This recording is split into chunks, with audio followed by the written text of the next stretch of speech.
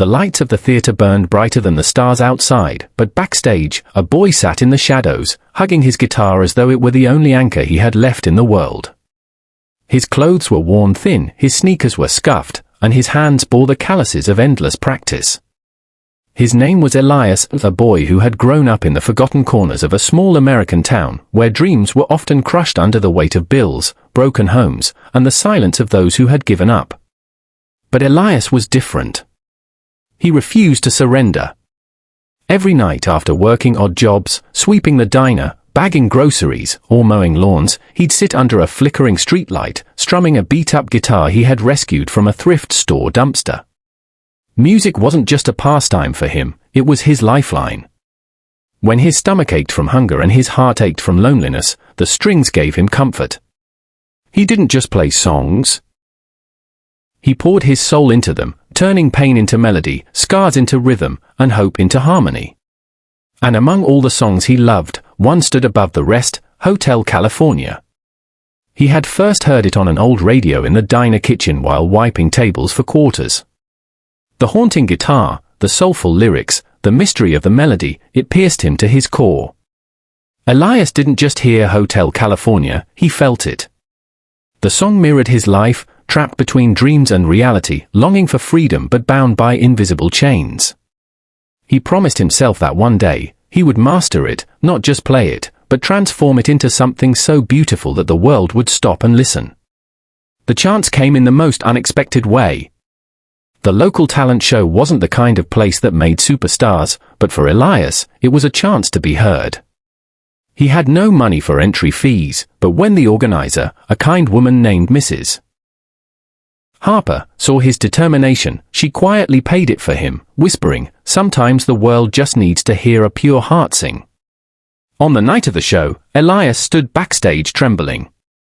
All around him were polished performers in crisp suits, sparkling dresses, and perfect smiles. He, in contrast, looked like a shadow, thin, quiet, nearly invisible.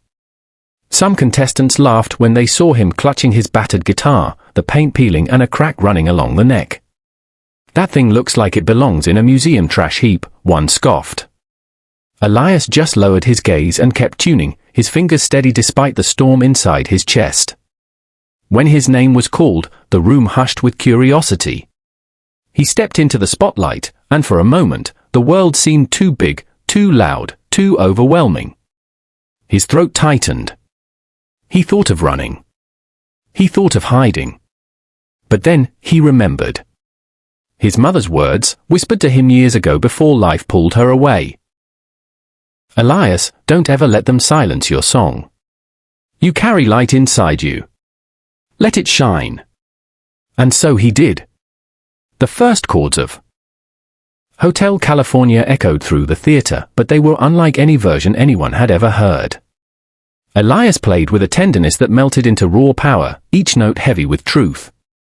The guitar sang as if it had waited its whole life to be played this way. His voice, though not polished, carried a sincerity that reached into the hearts of everyone listening. It wasn't perfection, it was passion, pain, and hope woven into sound. Halfway through, something shifted. The audience, which had been politely listening, leaned forward, breathless. Some closed their eyes, swept away by the haunting beauty. A father in the back, who hadn't spoken to his son in months, felt tears sting his eyes.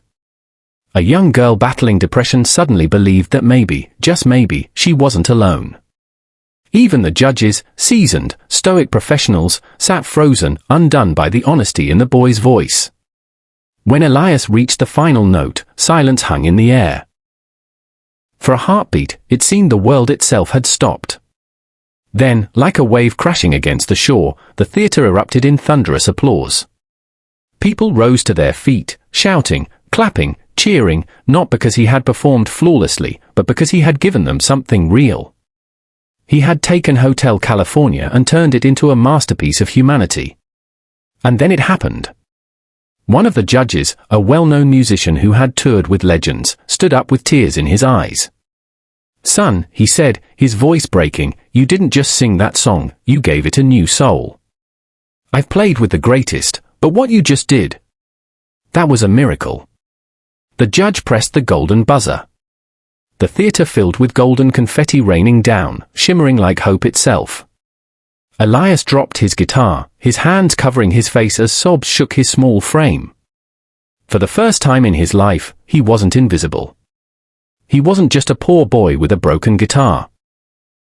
He was an artist who had touched the world. But the story didn't end there. In the days that followed, the video of his performance spread across the internet like wildfire. Millions watched, millions wept, millions shared. Strangers from around the globe reached out, sending messages of love, encouragement, and donations. A music school offered him a full scholarship. A famous guitarist sent him a brand new instrument with a handwritten note, "Keep playing. The world needs you." But what Elias did next surprised everyone. Instead of keeping all the money raised for himself, he donated half of it to local kids who couldn't afford instruments. "Music saved me," he said in a televised interview, his voice steady. "Now I want it to save them too." That simple act of generosity turned him from a viral sensation into a global inspiration. He wasn't chasing fame, he was building hope. Months later, Elias returned to the same stage, this time not as a contestant but as a guest performer. The boy who once stood in tattered shoes now stood tall, guitar in hand, as the crowd cheered before he even strummed a note. And when he played Hotel California again, it was no longer the song of a poor boy longing to be heard. It was the anthem of a soul who had discovered that kindness, courage, and music could change the world. As the last chord faded, Elias looked out into the sea of faces and whispered, "No matter where you come from, no matter how broken your past, your voice matters. Never stop singing your song."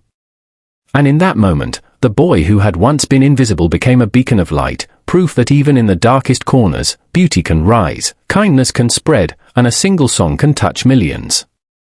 He had turned Hotel California into a masterpiece. But more importantly, he had turned his own life into